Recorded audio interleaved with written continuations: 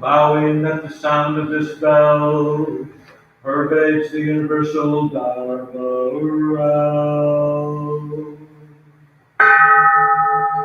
bringing luminous white light to the black iron perimeter of hell, removing in an instant the suffering caused by the three evil waves. A mountain of swords is destroyed, and all sentient beings enter enlightenment together.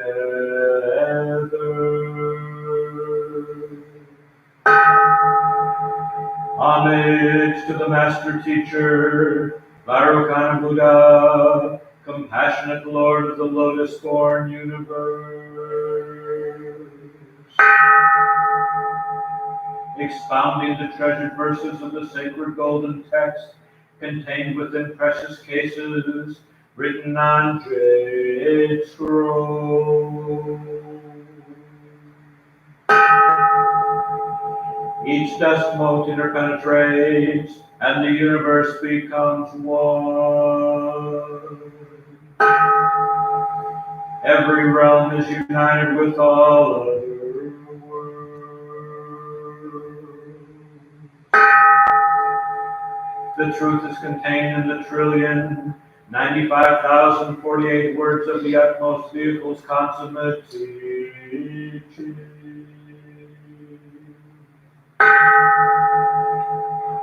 Homage to the Avatamsaka Sutra, expounded by the Buddha.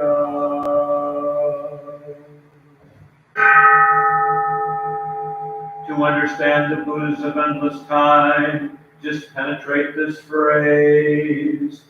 Everything is created by mind alone.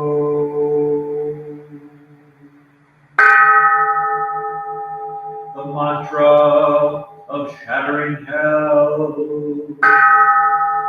Naruata Shitinam Samyak Samota Kujinam. Oh, Majna Baba Sijiri Jiri.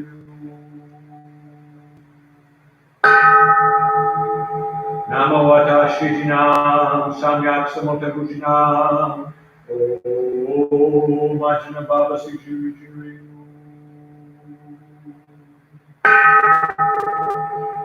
Namawata Shitinam Samyak Samota Kujinam.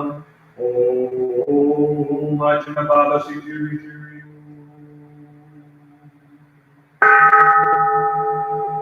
Vowing now for the rest of my life not to give rise to extraneous thoughts, following only Amitabha Buddha.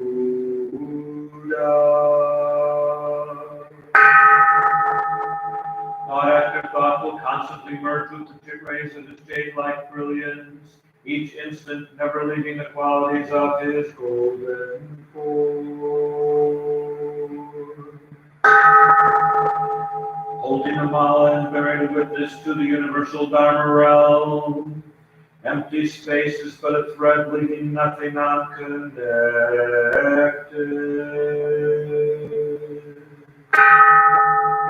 There is nowhere that Rokana Buddha is not present equally.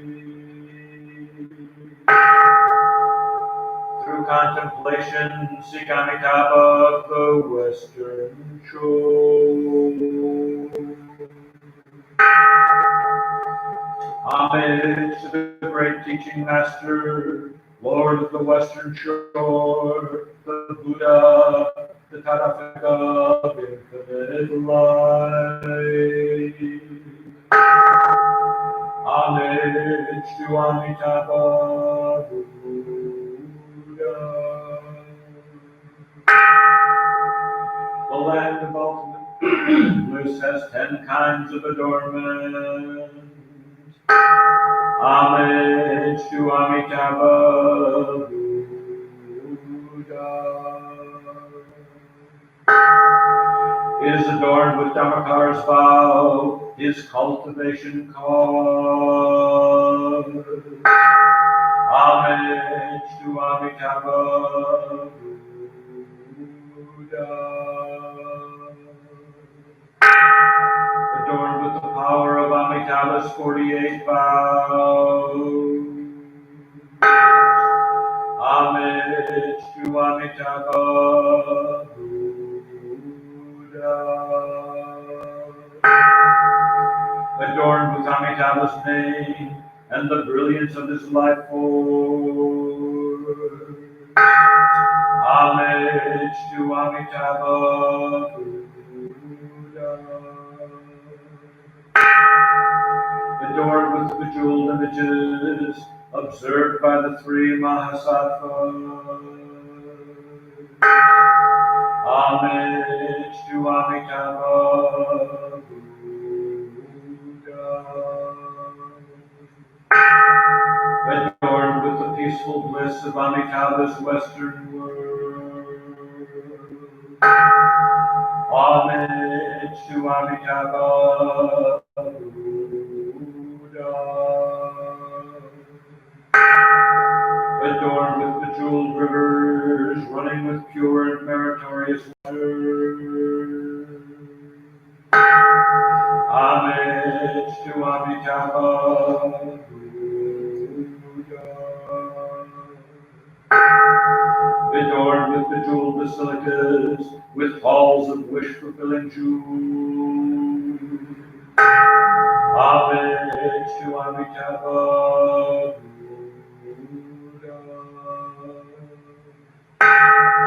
Adorned with lengthy days and nights. Homage to Amitabha Buddha. Adorned with the Pure Land's 24 kinds of pleasure. Homage to Amitabha Buddha.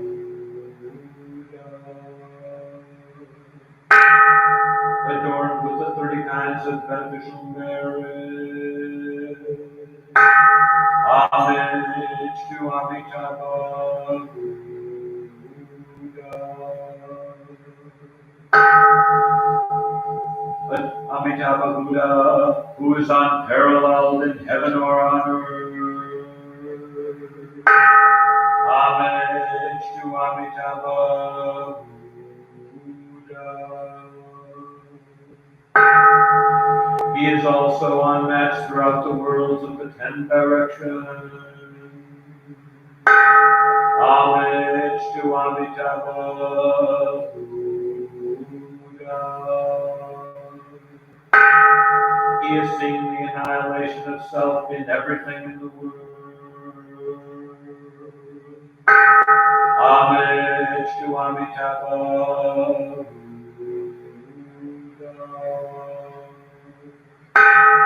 There is no one who is like Amitabha Buddha.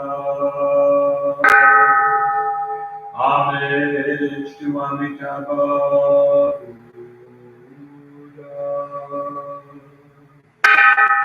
He can keep track of thoughts as numerous as all the dust motes in the universe. Homage to Amitabha Buddha.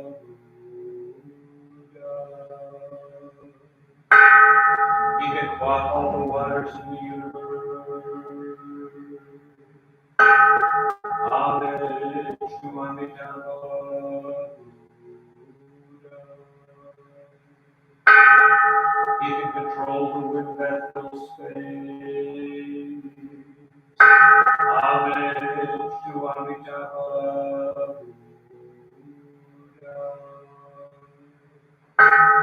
No one can completely describe that Buddha's merit.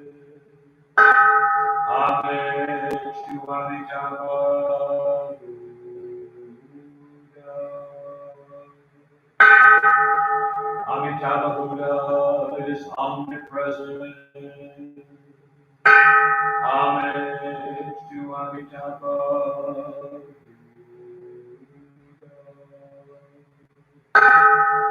Keep your thoughts on him and never forget, as thoughts probe that place of no thought, the 6 sense gates will constantly emanate light of purple and gold. Homage to Amitabha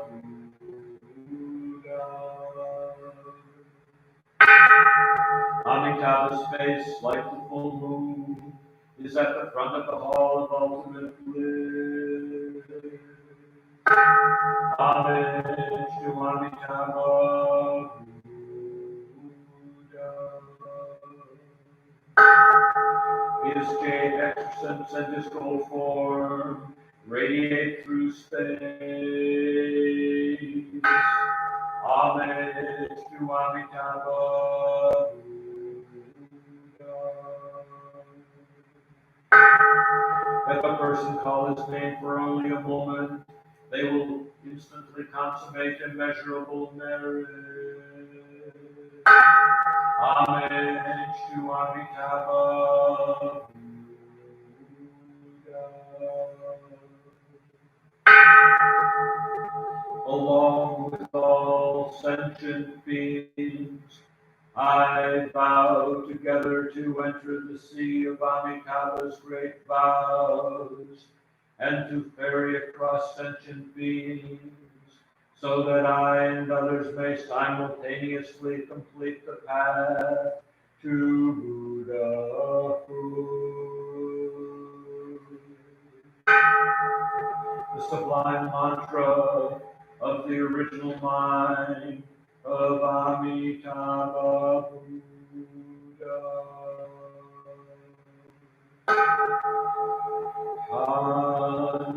Anyatao Aritara Savaha.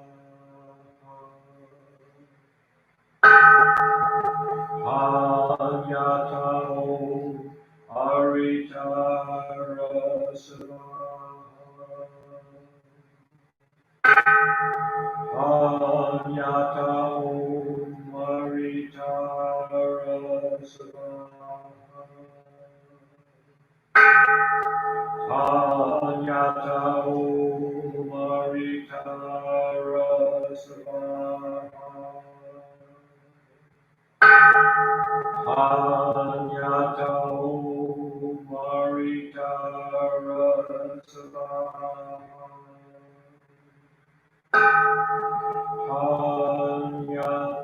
Anyatao Aritara Savaha.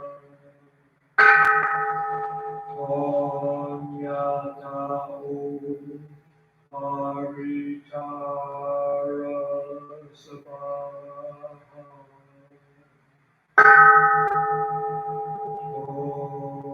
Anyatao Aritara Savaha.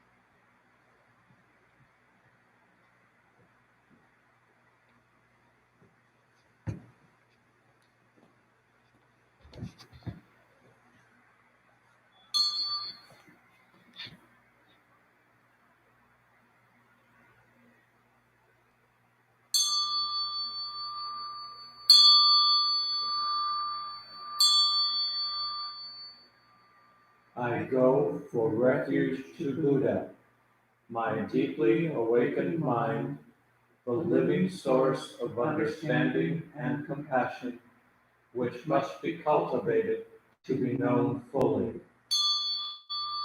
I go for refuge to Dharma, the path of mindful living, leading to healing, joy, and enlightenment, the way of peace, which must be cultivated to be known fully.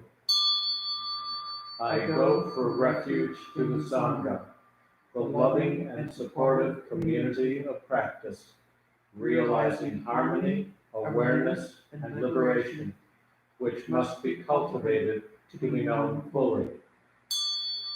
I am aware that the three jewels are within my heart. I vow to realize them. I vow to understand living beings and their suffering. I vow to cultivate loving kindness and compassion and to practice joy and equanimity. I vow to live simply and sanely, content with few possessions, and to keep my body healthy. I vow to let go of all worry and anxiety in order to be light and free. I am aware that I owe so much to my parents, teachers, friends, and all beings. I vow to be worthy of their trust, to practice wholeheartedly, so that understanding and compassion will flower, and I can help living beings be free from their suffering. May the Buddha, the Dharma, and the Sangha support my efforts. May the Buddha, the Dharma, and the Sangha support my efforts. May the Buddha, the Dharma, and the Sangha support my efforts.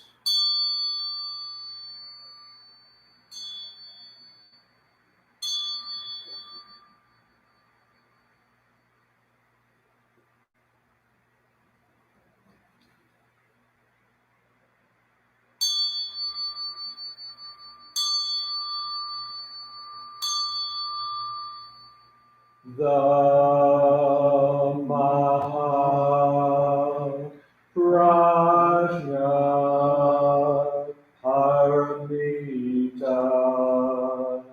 Hridaya Sutra.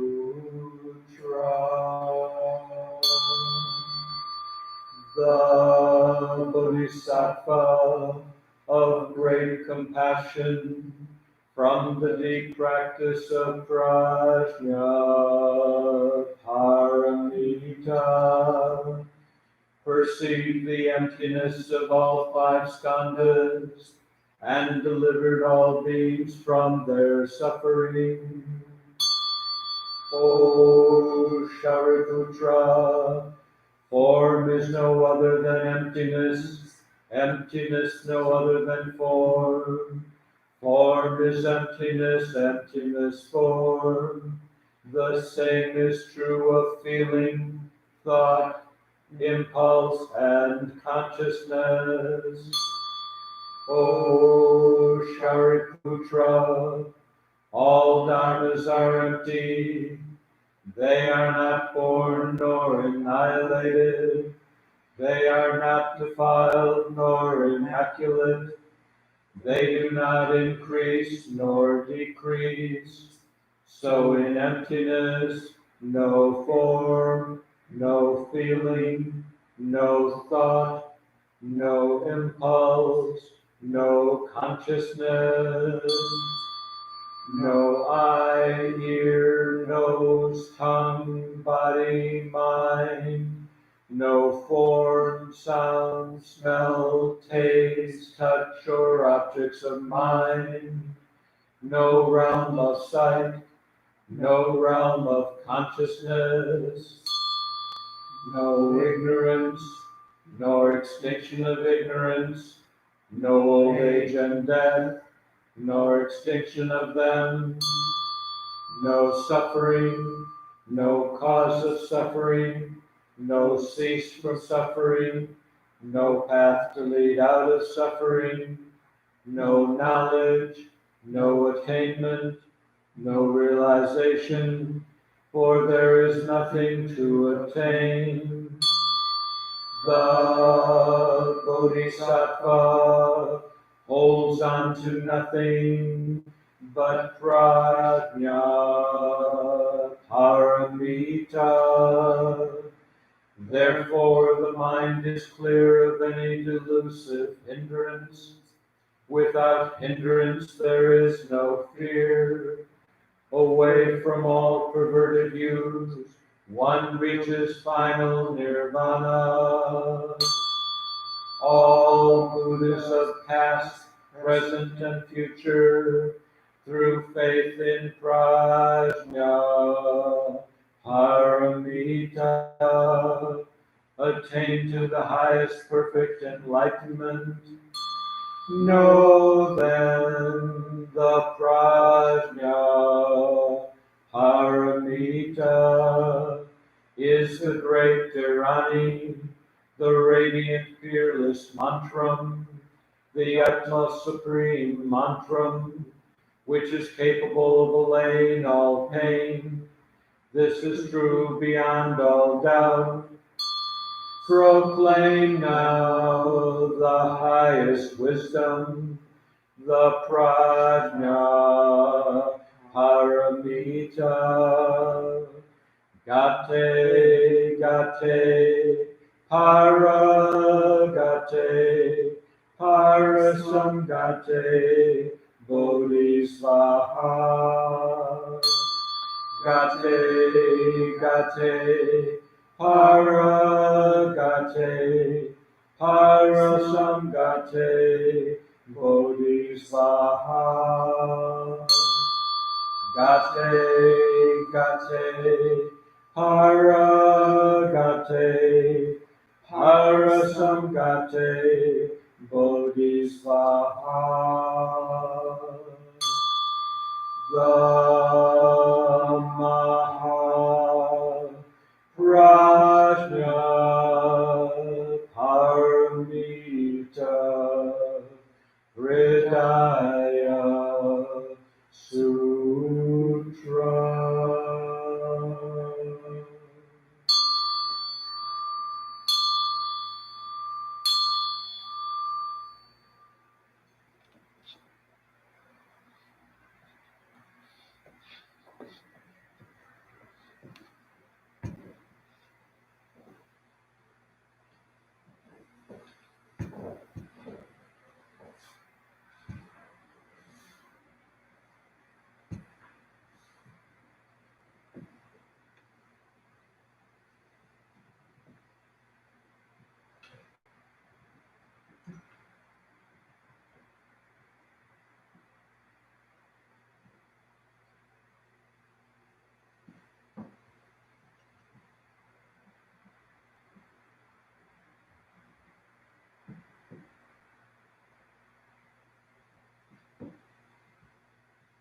Good morning. First, I would like to thank everybody here at the Grand Rapids Zen Center for making all this possible. And I want to especially call out our new IT team today, which consists of Jake. Thank you so very much. One positive thing about this lockdown is it allows us all to attend various sanghas and dharma centers that are not necessarily in our driving range. So welcome anybody who's local and anybody who is from afar. I have been away from the Grand Rapids Zen Center about 3 years, and it's really a delight to sit back in this seat. Thank you. But I've been going somewhere most of my life. Sometimes literally, I've moved across the country a few times, and sometimes figuratively, just trying to get somewhere in my heart and mind. And in the true Abhidhamma fashion, sometimes it's fun, sometimes it's horrible, sometimes it's neutral, and sometimes it's all three at once. The last bit of travel I've been doing during lockdown movement has been interesting for me. This week is not great. A friend that's been passing through town came through my home, and we had really nice face-to-face time. We cooked and ate together, and I miss that. I miss it terribly. My son and daughter-in-law are supposed to have a baby soon, any moment. She's a week overdue today. But because they live in Germany, the EU will not allow me in because I'm a US citizen. I was sent an email with like 8 pages of instructions on how I could get there. And even after I get all the way to Frankfurt, they may decide they don't like me and send me back, even though all my papers are in order. So this week, not the top of the world. And when I'm feeling a little lost and confused, I always go back to my old friend, the Lotus Sutra. If you've heard me speak, you'll know how much I adore the Lotus Sutra. When I first asked my old teacher if I could become ordained, he handed me a copy of the Lotus Sutra. He said, read this. And at the temple every morning, we have an hour study period. So after I read it, close to a year, I ventured to say, what exactly is the Lotus Sutra? So he gave me 2 more translations and a commentary and said, read it again. If you've never had a chance to pick up the Lotus Sutra, I'd say pick it up. It is written very interestingly, a lot of old sutras. First it's in prose, then it's in verse. And it's sometimes so fanciful. 3 pages about the 10,000 beings that are here listening to the Buddha. And sometimes there's a page of discussion about the Buddha's eyebrows. At times, I had to just force myself to keep reading, saying, okay, it's been passed down for over 2,000 years. There has to be something in this, so keep reading it. And eventually I fell in love with that blah, blah, blah, wonderful verse and that very descriptive prose. So I picked it up a while ago, feeling very overwhelmed and tired. My back acting up, my allergies have never really adapted to the Michigan and evergreens. My body still thinks it should be back in the plains where it's dry. And I made a mistake while sewing someone's robe, so I had to completely resew it. So I picked up the Lotus Sutra, and I read the Fantastic Castle City parable. I'm just going to read a portion of this. This is the verse. Slightly paraphrased. Suppose there was this dangerous road in a deserted wasteland far away where there are many harmful beasts and neither water nor grass. And it's a fearful place for human beings, and that road is very long. But there is a leader endowed with deep knowledge who saves the people from various calamities. These people are tired, and they address the leader. Oh, we're so totally exhausted. We want to turn back. And the leader thinks, I should pity these people. And he immediately thinks, using skillful means, and he makes this great fictional city. The houses are adorned and happy and at ease, thinking they have been saved.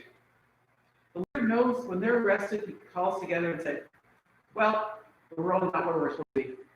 I just made up that city, so let's go. But they all said, okay, you're our leader. We thought we were here, we're not. Let's all go on to our final record.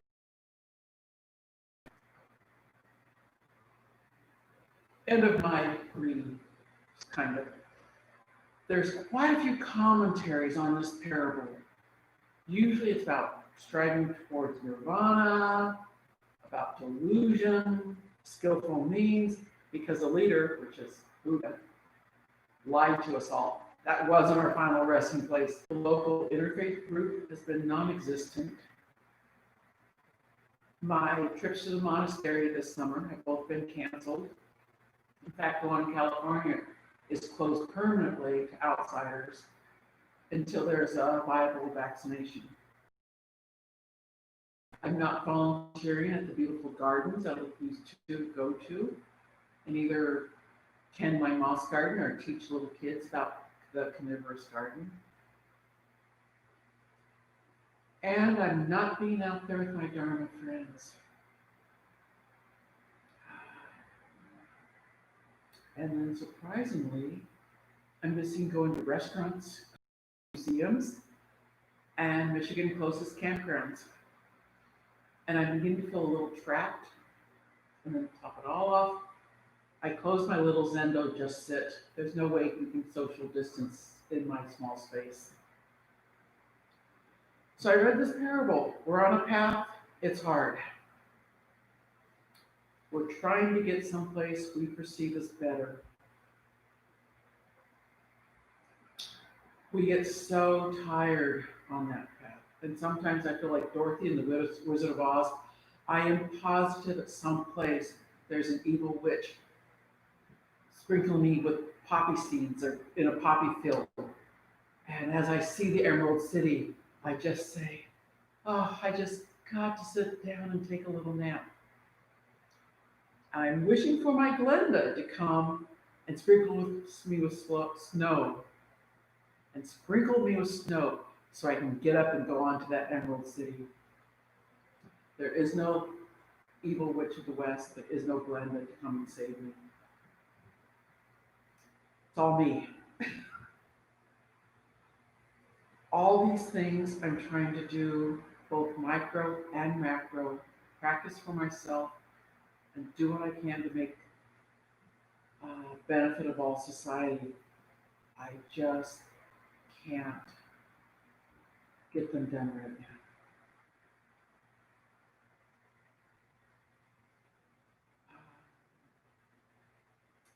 I miss attending rallies. I miss attending the marches. And when I feel this overwhelmed, I shut down. I can't do anything. I just need to sit with my Dharma friends and hear a service with more than one voice. It was so nice doing the Heart Sutra with two voices. Thank you so much. It's, in the Lotus Sutra, the travelers were going towards a goal.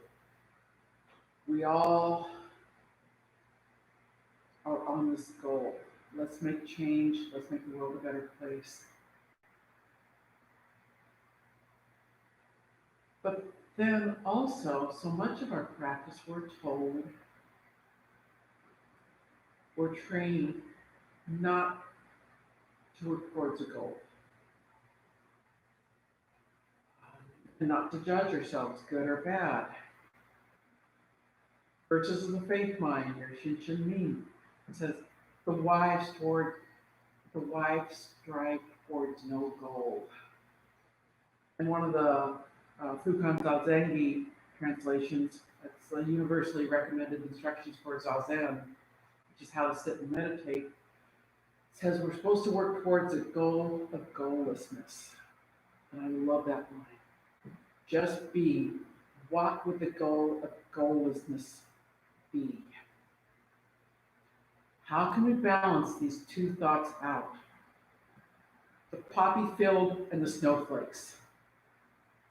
The sitting at home saying, I can't do anything, and our striving to reach our bodhisattva goal of saving all beings. So, I'm going to turn to what my lesson over the past few years has been. Let's find that middle way. That middle way that the Buddha under the Bodhi tree found, as that's his first step towards enlightenment. I'm not going to be a rich prince. I'm not going to be a mistake. What does it mean to find that middle way? How do we know when it's time to stop. Let's stop here. How do we know when we need to enter that fanciful city that says, okay, we can rest here? The Lotus Sutra says, listen to our leaders, and or sometimes it'll call it guides, depending on the translation you would read.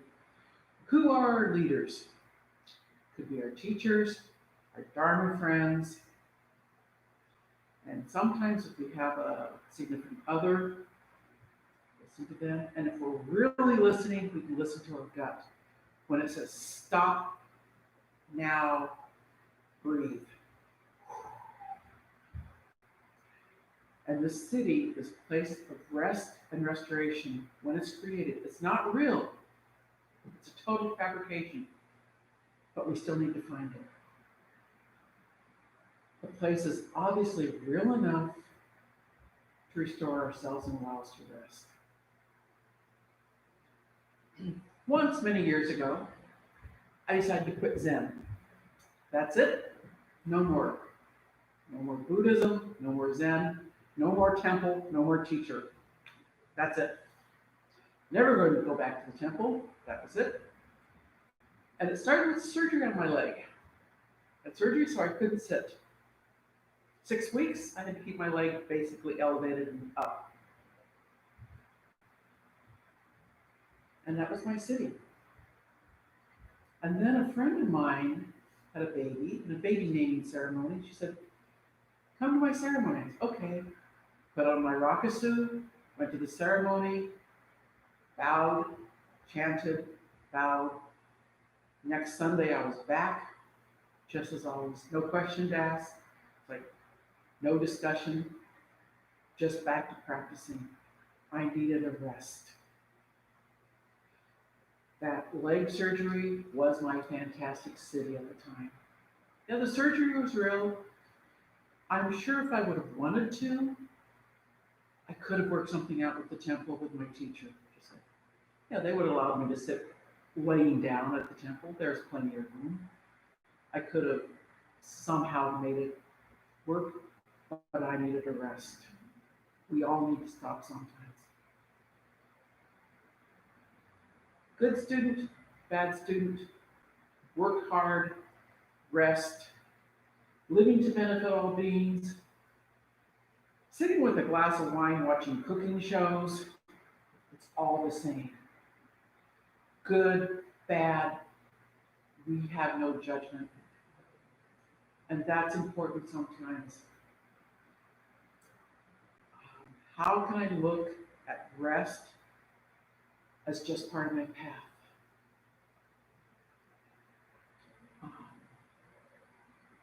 And not when I need to take a break as a stumble, as my teacher used to say, bad Buddha. I'm still a Buddha. I'm just a different type of Buddha. When I fall asleep during sitting, we have sleepy sitting. It's just sitting. It doesn't matter. One of my favorite lines, I'm going to skip that. Non-dualism. That's what I'm talking about. If you ever studied Dogen, Dogen is really big on non-dualism. And it's really hard, but that's where the third noble truth of non-clinging comes in. Non-dualism. I tried to look at some stuff and I was going to be all Buddhist about non-dualism, and I decided to go to everybody's favorite source of true information, that's Wikipedia. Opening lines of non-dualism Wikipedia said, it's described as centerlessness without dichotomies. It goes on to say, although the state of consciousness may seem to appear spontaneously, it usually follows prolonged preparation through an aesthetic or meditative practice. I've never been under the delusion that my non-dualism would appear spontaneous. But it's true, it does kind of appear after you practice. And I don't know if any of you have ever read the Dharma. It's very thick and way too heady for me. But after reading a couple thousand pages, I decided it boils down to things are good, bad, and neutral all at the same time. Every emotion is good, bad, and neutral. I thought, okay, that's enough. I'm going to take that into my life and see what happens when I look at everything as good, bad, and neutral, which is non-dualism. Sometimes it's really hard. Uh, Sitting watching cooking shows, I was looking through Facebook, multitasking, which is not necessarily a Buddhist practice, but okay. And I read that Ruth Bader Ginsburg died. At this point, I can't see the good in that, nor can I see the neutral. It's only bad in my life. I think it's only a bad thing for the world that she is gone. Maybe I can find the good in it. Maybe I can find the neutral in it. It's not here yet. Eventually, I hope I can see it in the Abhidharmic fashion as good, bad, and neutral.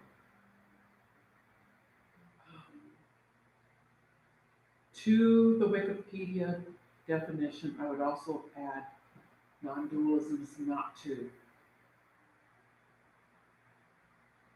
We're tired, lonely, and sad, but at the same time, allow us to see what's positive in our life.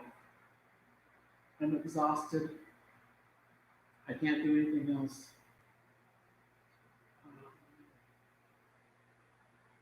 But let's see if I can find the positive things in that life.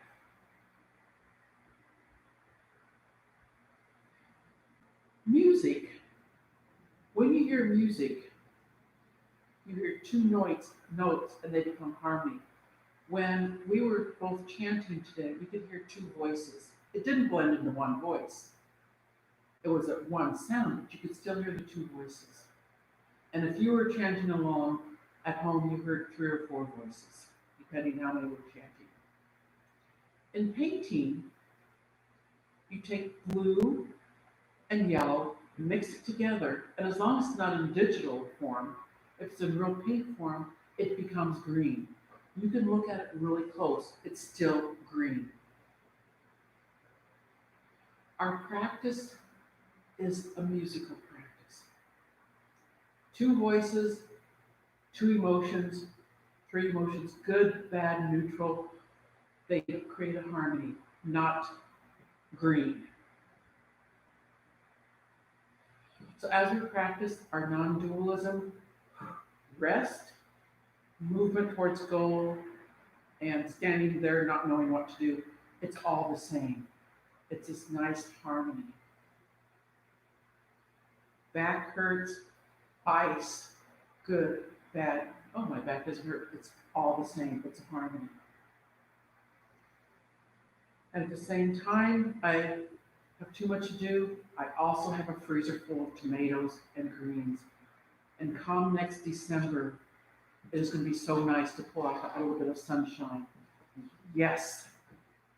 So as I pull my tomatoes out of the garden, as I roast them, put them in the freezer, also that good feeling, it's all tomatoes, it's all harmony. Yes, it'll be great to make some pasta and throw those roasted tomatoes on.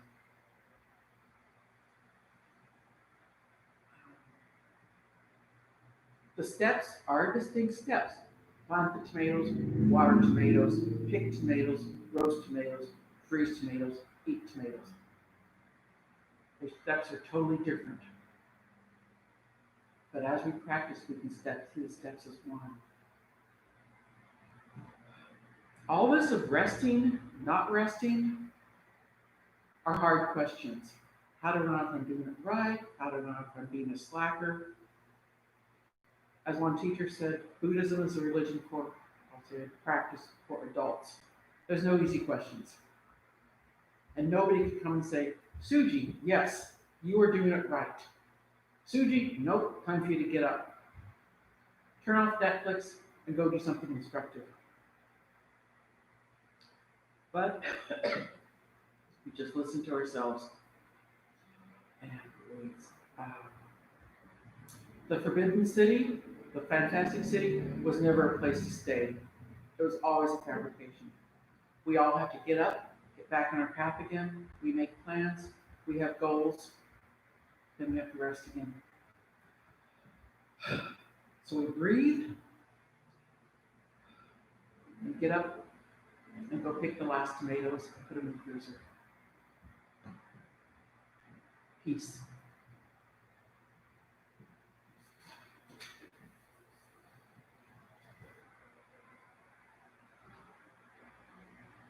Any questions or comments that need to be addressed or would like to be addressed?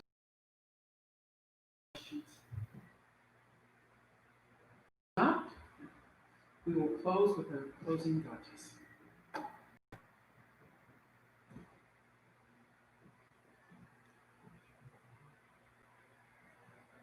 Not as easy as it used to be.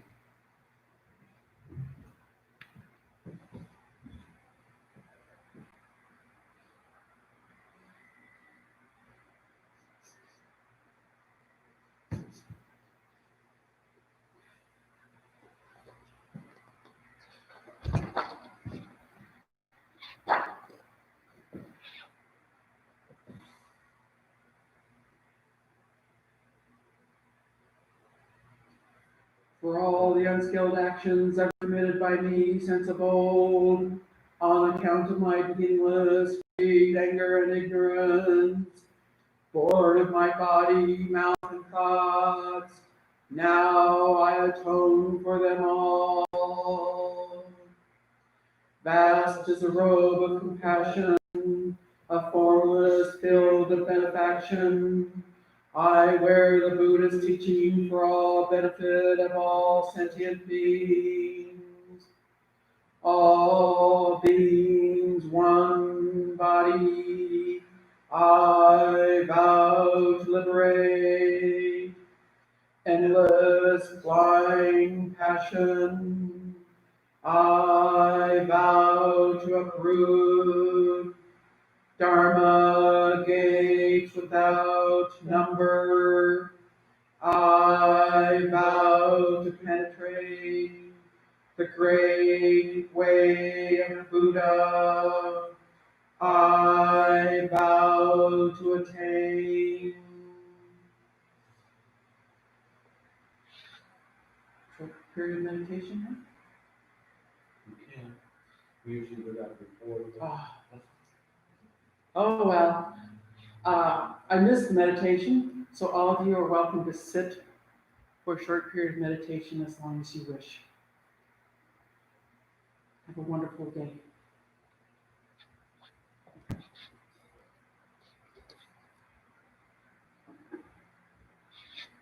Okay.